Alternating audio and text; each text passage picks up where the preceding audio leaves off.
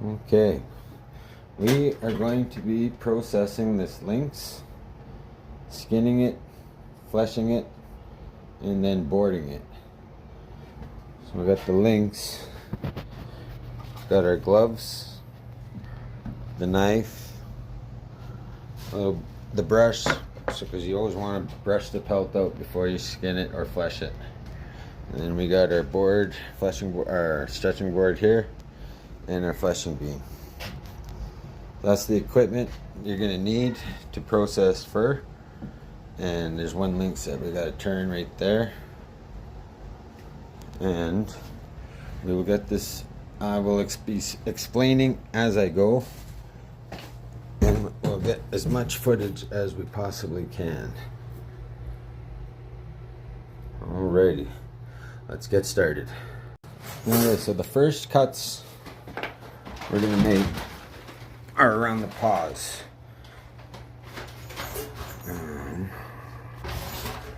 Around the paws. So just, you'll feel where the dew claw is, right there. Just cut all the way around it on both sides. And then the next cut we do is going to be right down the back of the leg. All the way through in front of the vent, and then up, straight up to the other side, following this line, this natural line. You can see it right there. The coloration on this side and this side, right down that line, right there is where we're going to make our cut. And then when you get to in front of the vent, then we cut a triangle towards from here to the base of the tail, and then again on this side to the base of the tail. So there we go. So there's the first cut. It's right here, all the way around.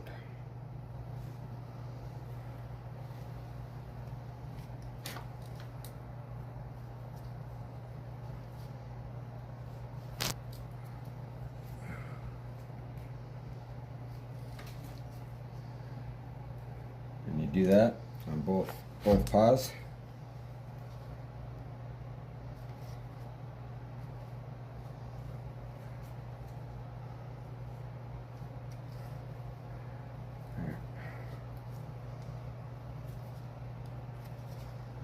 Yeah, so you got your cut all the way around. And then when we get down here, we're pulling, this paw is actually going to pull through the hide. And we'll show that when we get to it. And then the same on the back paw, or the back legs. Like I said, we follow this line up, and you'll make your cuts right around here. Like there's the hinge. So that's where we'll make our first cut. Right there. And be careful, because lynx fur is very thin. So yeah, take your time, because it'll be easy to make a miscut.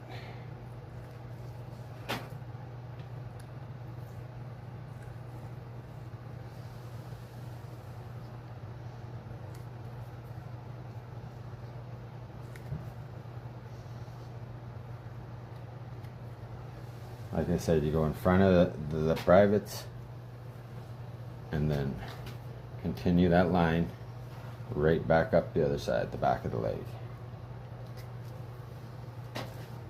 And always staying right in the center of that natural line.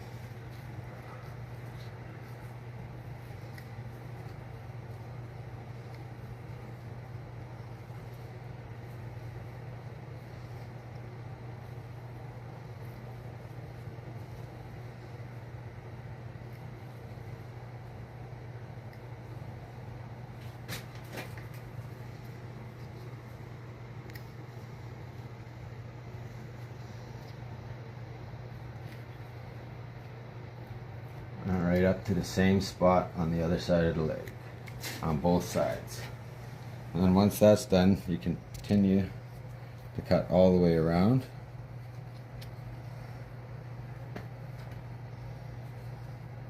And then very gently, because the sharper the knife you use, the easier it is.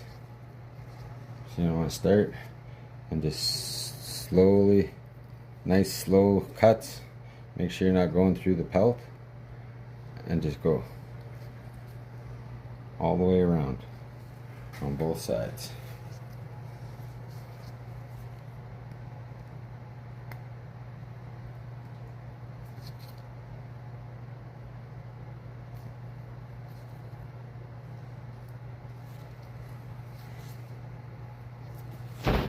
Now with lynx and marten, the hide does come off fairly easy, so a lot of this will be pulling and using body weight to peel the hide back.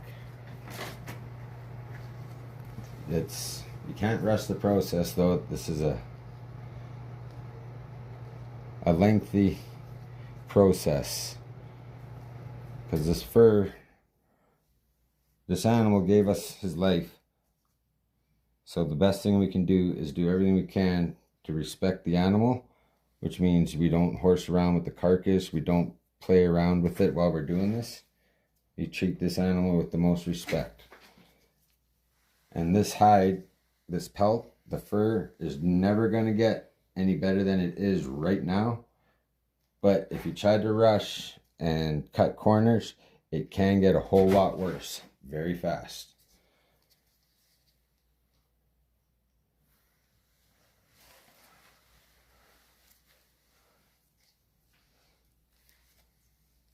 Oh, not quite ready yet.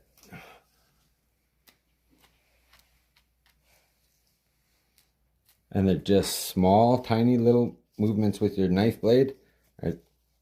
So as to not to try and get too much, because you want to try and get all the fat, all the meat wants to stay on the carcass, and the least amount you want to leave on the fur, on the pelt itself, because then that makes the fleshing process a lot easier. Okay. All right. So once you get a good start, and you just slowly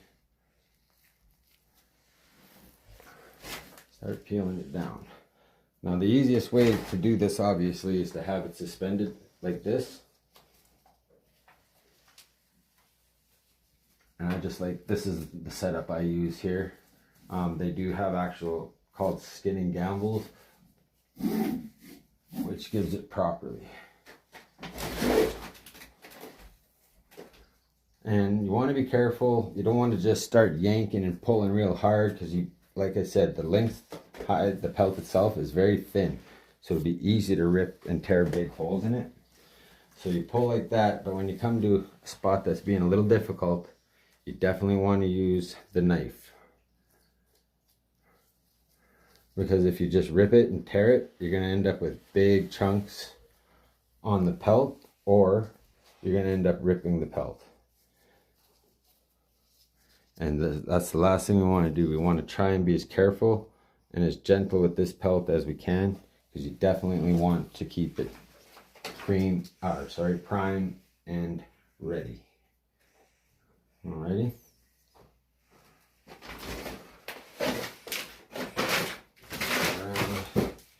Like I said, it's just, see, come this side.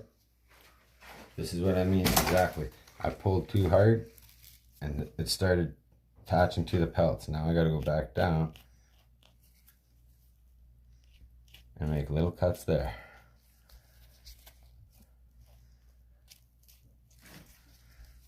Just like that.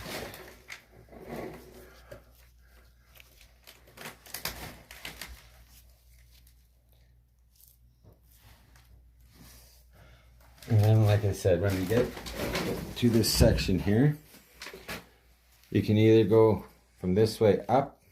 I like to go from the base of the tail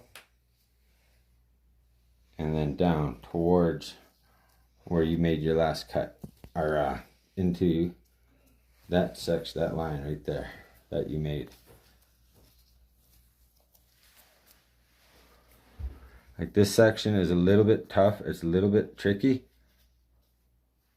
just because of the bones and the way it's shaped right there. So It's lynx hide is really long fur, so it's easy to lose your cuts. Let's see, once that's there, again, just small little cuts.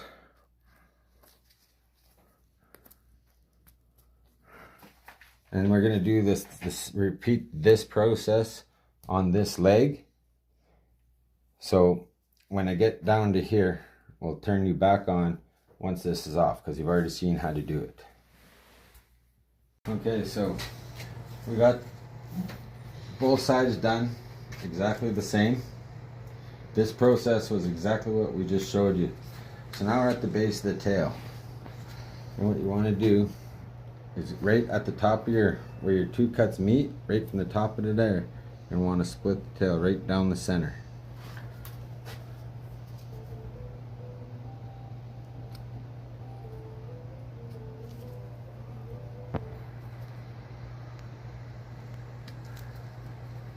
And you want to split it all the way to the end, because this way when we put it on the board, you want to stretch it out so it dries out.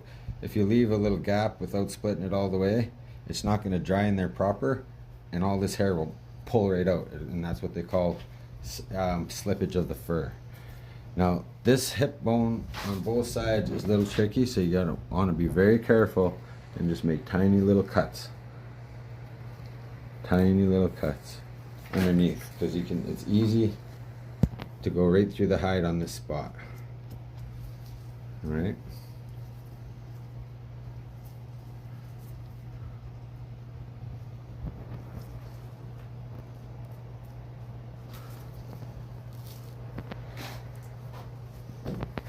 So when I said you want to split it all the way to the end, that little bit is going to be right after we pull the tail out. So we got to split about 3/4 of the way down the tail, and just go slow, because it's easy to rip the tail off, and if you do that, you greatly depreciate the value. And then what I do is I put my hands like this, so my pinkies are together, and then I slowly spread my hands apart. So you want to hook it in, so you got that like that, and then grip it like that hard, and then pull. There you go, see? And you want to make sure that you have it right down to the tip, because it's easy. These last little pieces are pretty thin. If you don't pull it or do it right, or sometimes that tip can break off on the inside of the tail, and that's no good. So now that we got that off, we will continue our cut all the way down right to the tip.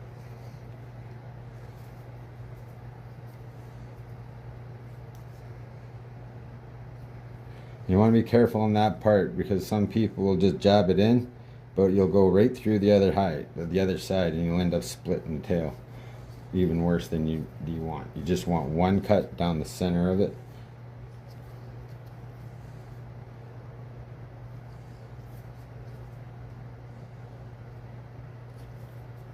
And there we go, right down to the tip.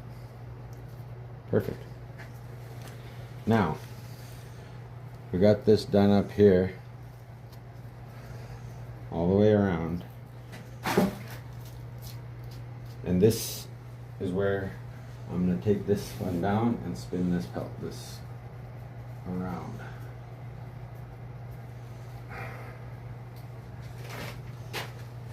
Now this part gets really fatty, so you want to make sure you got a good separation of the material, the pelt and the cart. Oh, see what I mean? How easy it is to put a hole in. I made barely a mistake there, and I was just going a little too fast. So that's it. What I mean, small cuts. And this section right here is what you want to separate first before you start pulling on it, because if you don't, all this is going to just create a great big chunk of fatty tissue and part of the carcass itself onto the pelt. Now this is what I mean. It's you can do this with lynx, coyotes to a certain extent, but when you get into animals like wolves and wolverine, you won't be able to pull it like that. Wolf and wolverine are all knife work, and see when I started pulling, getting fatty tissue on the pelt itself.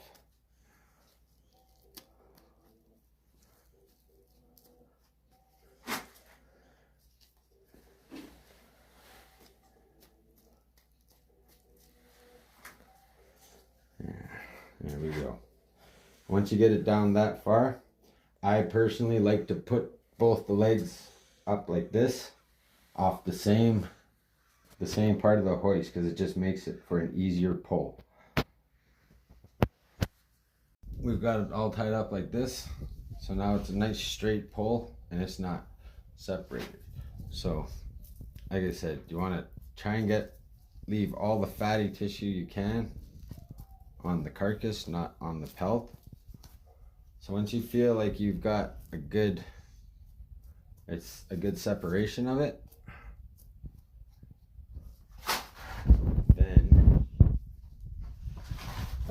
then you can do the pull.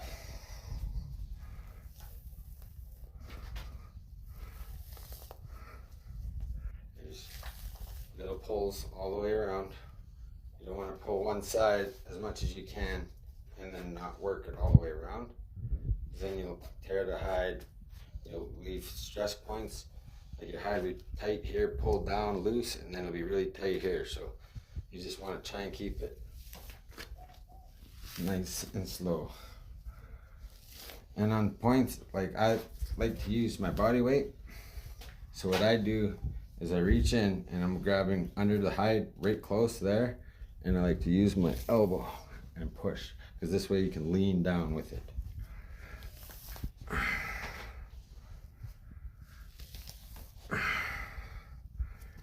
Now when we get to, this is a really tricky part, because now, like, see what I'm saying? We're going a little bit too fast. I should have used a little bit more knife work. So now I'm getting muscle tissue fiber on the pelt, which is going to have to be fleshed off, which we're going to show you that after we get the pelt off. So just make little cuts, not big ones, and try to separate that so it doesn't continue pulling on like that.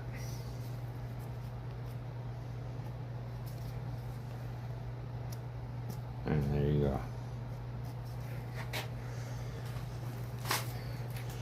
Now the tricky part is coming up, because this is where we're going to get into coming around the front paws, the armpits and such. And just the way it is, it just makes it hard, because then this part in between the armpits on each one is close, and then it goes in. So you really got to be careful here, because that's where you can leave a lot of tissue, muscle fibers on the pelt. So the best thing to do is just go slow on this part, and you can just keep it down like this, because the legs are going to be pulling through this pelt, and we're going to get to that shortly. So see, the pelt is pulled, and this is what I meant by stress points. See how all the fibers are coming around and this way? So you want to get down and just slowly work the knife. And this is what I mean. Come down and get a better angle at it. Down, better angle, there we go. And this is the part, now we're getting to the brisket area, and this is where the pelt is going to start following this in this concave, I guess. So this is where you really got to be careful, because if you don't do it right, you can cut right through the pelt.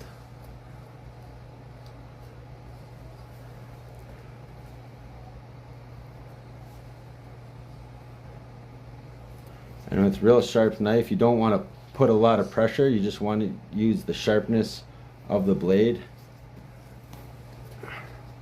to do that, to make those cuts.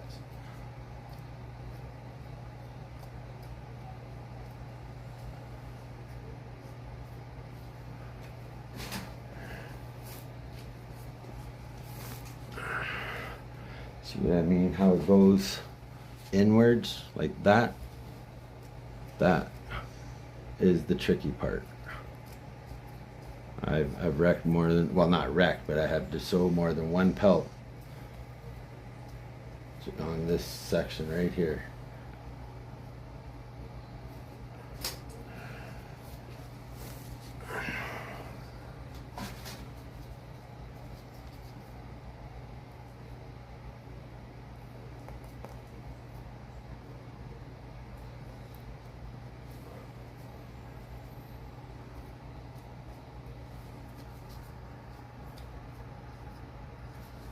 While I'm doing a little knife work, I might as well let you know. For lynx, you don't really want to start chopping lynx until mid-December. For us traditional natives, status card holders, we can catch them early. Like, you can start trying to catch them during, well, when you start setting up your marten line, which starts in the beginning of November. But the pelts are not quite primed then, and they're still really haven't turned color, so there's a lot of brown on them, and that's just, it's not top quality. So you can wait until mid-November, mid-December, and then set them out, and then the pelts only get better, and you can chop lynx right into March. Like, I'm only gonna go to about the second week of March, because then right around there the pelt quality tends to get a little bit worse, and they're not as prime, and the value drops. So instead of catching animals too early that aren't prime, or too late that are past prime, and accept lower amounts of dollar for them, it's the best thing to do is to catch them while they're prime. And because, well, like I said, this animal is going to give you his life.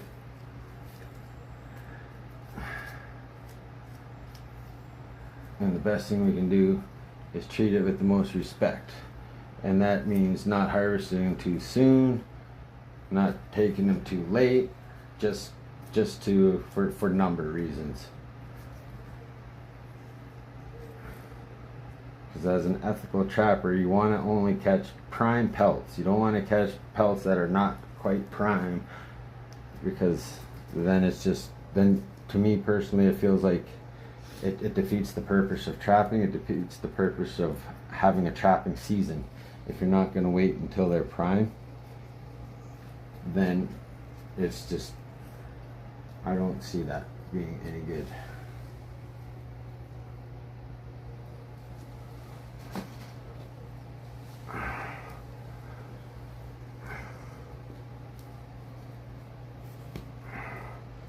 See, I went too soon, and now I got a big chunk of flesh on the pelt, so now I'm going to go back and try to separate that. Being very careful, because once you do this, make this little bit of flesh on the pelt, when you're trying to take that off, that's 90% of the time, that's where your holes are going to come from, because the fiber you're taking off is not tight to the carcass. It's loose and it's flappy, so it makes it a little bit more difficult to get that part.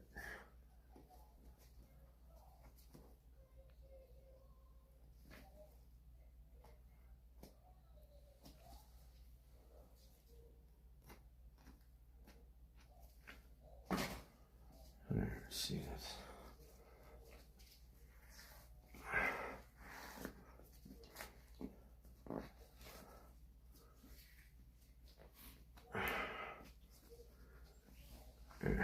See, we're through on this side, and now you just kind of pull it, and as you're pulling, you want to kind of turn in towards the carcass, and this way it helps roll.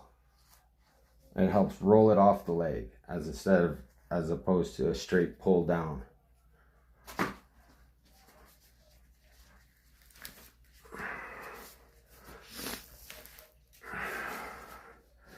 And you will need to do a little bit of knife work as you go.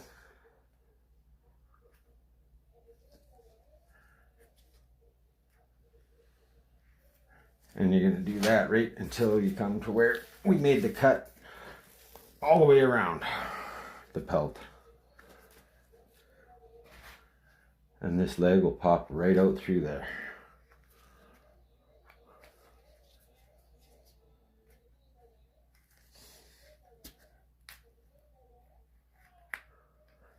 And what we're doing here is going to be the exact same process on this side.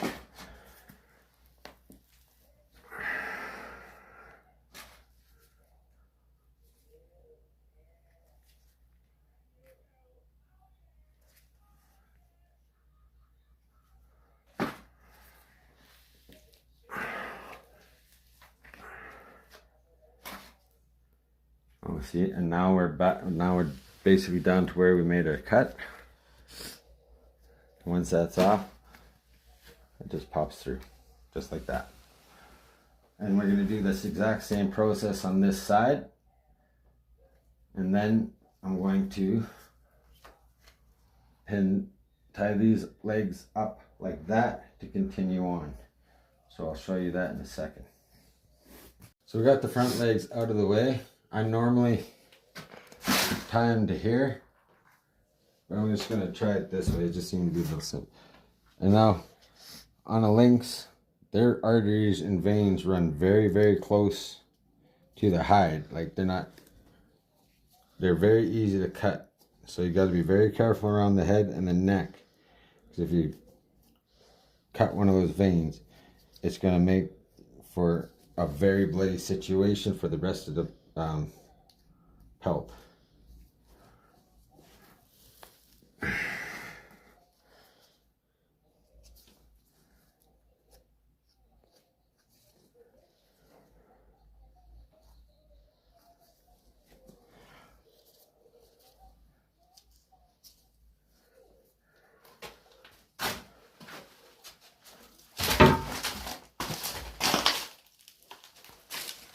You're going to do this all the way around, like around the neck. It's very important, because it's real easy to leave a lot of tissue.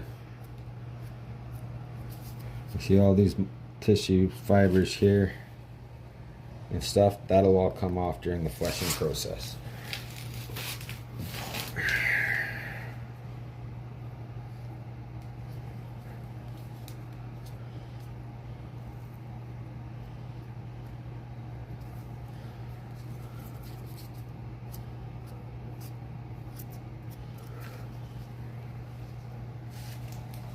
Like I said, you always want to let the knife do the work.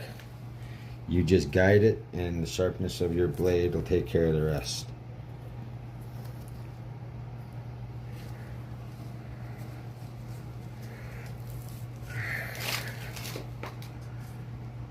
So now we're at the head, and if you can tell this chunk here, this is where the ear starts. This is all cartilage.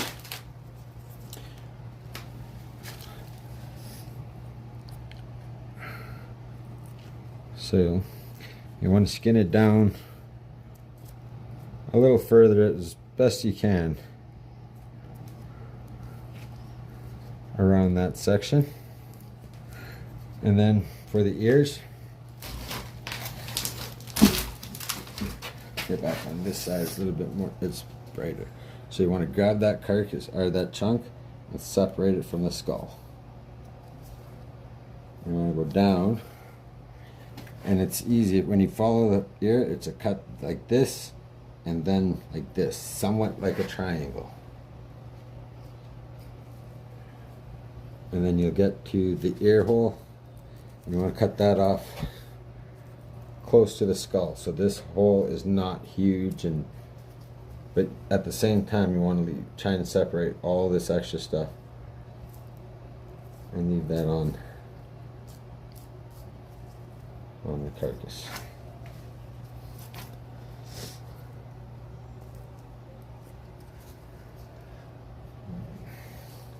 So we'll do the same thing here. Grab the cartilage, separate from the skull.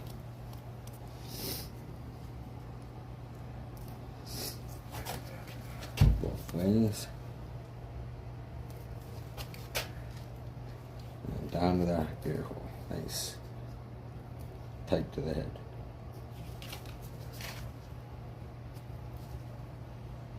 Leaving as much of that cartilage, the bottom part of that cartilage, fatty tissue, gristly stuff on the carcass. And there is going to be blood no matter what you do.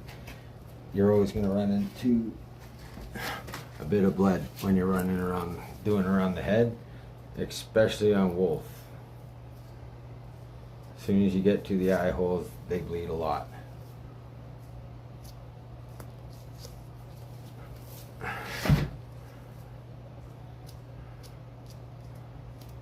When you're doing the eyes, like we're at the eyes, you could tell right here. This is where the eyeball starts, and it's got a lot of different layers there, the eyelid and such. So what you want to do is go as close as you can. Sorry. Come this side. I'll do this side because it's not as bloody and it'll be a little bit better. So you start seeing like all these other different kind of layers, and you want to do that, and then you can feel like the eye's right here, but we still got some material to remove. And when you do that, you want to go close, and you want to cut this also close to the skull, to the eye. Because what you don't want to do is cut through the eyelid itself. So that gives you what they call an elongated eye hole. So if you see that this stuff can come off after, but you want that on there to start, just so you don't make that mistake. Because if you get cut oblong eye holes, then that's going to affect the price of the quality. And with lynx, right from the eye, you go straight down, and that's the corner of the mouth. And then you skin that, the top jaw, right down to the nose.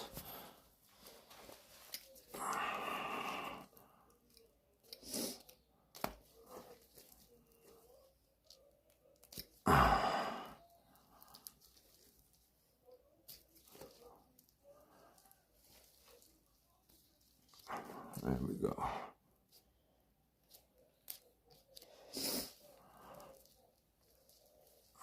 Normally I have a paper towel, but I forgot to grab some.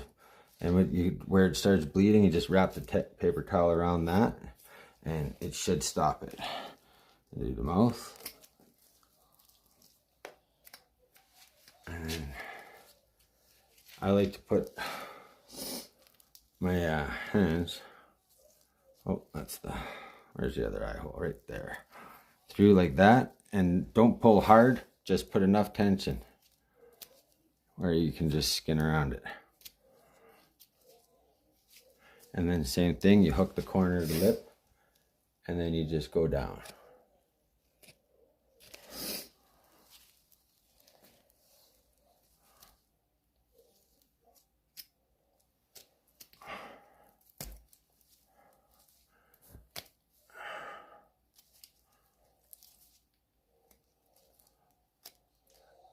And then you'll get to the nose,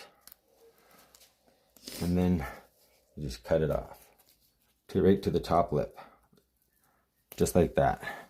And with lynx, marten, fisher, coyotes, the bottom jaw lip, you cut that off and that stays on the carcass. Whereas wolf, wolverine, you'll skin all that and then you'll have to do what's called splitting the lips and the eyes. But that is the process of skinning a lynx. That's how we get the pelt off. So now we're going to go into fleshing the hide, or the pelt, and we'll get that started right away. Now that we got all the pelt off the carcass, this carcass will be cut up into quarters. The legs will be removed, the rump will be removed, the neck and the head will be removed, and that will be used for more lynx bait, because lynx are very cannibalistic. They will and often do eat each other. If they come across a dead lynx, it will eat it, and they don't care if you catch the mom, like a mom with kits, and you harvest the mom before the kits. They will eat her and you will be out of pelt. So it is really, it's the best. Beaver and lynx itself are actually very close and very similar to being the best lynx bait you can get. And I'm just going to throw this in there. You can buy commercial lures as well. I got a tip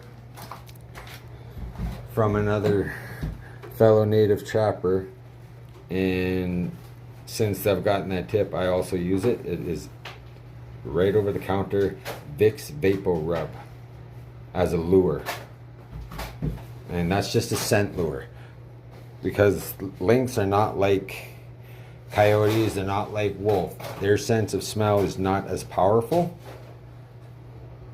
So when we do a setup of lynx pen, you want to put what is called an attractor. I personally like to use the jar, like a jar, mason jar, or a type of jar with the lid, with the removable centerpiece. I punch a hole in that and I put that on the string, and that'll swivel and it'll reflect moonlight. It'll catch the cat's attention even in the dark. Also chicken wings or feathers. Some people use paper plates. Anything that will attract, anything that will attract and move in the wind will be perfect. And it'll, because it's a cat, it's curiosity. So that's gonna bring it to the trap, or close to the trap, into where it can get the scent. And then once it gets a scent, it's gonna go to the pen, or to your set, and then the meat itself will draw it in, will make it commit. Oftentimes they will circle the pen a lot, like they'll circle around, they'll think about it. I've had them sit right in front of a set, look at it, and then decide not to commit and then walk away. Those lynx are not starving, they're not in immediate hunger stage, so they don't feel like they have to commit to a trap they're unsure of. So when to avoid that, it's a good practice. It's a good practice just so when you put your initial set with your pen and your one entrance in with your snare or your 330, or however you want to trap it, could be a leg hold as well, but just outside that set, just close, it's good to put a couple random snares, just so in case they don't commit, they're circling around. You may catch them up on the circle if it's not going to commit. I just wanted to mention that, so we'll get going on the fleshing process.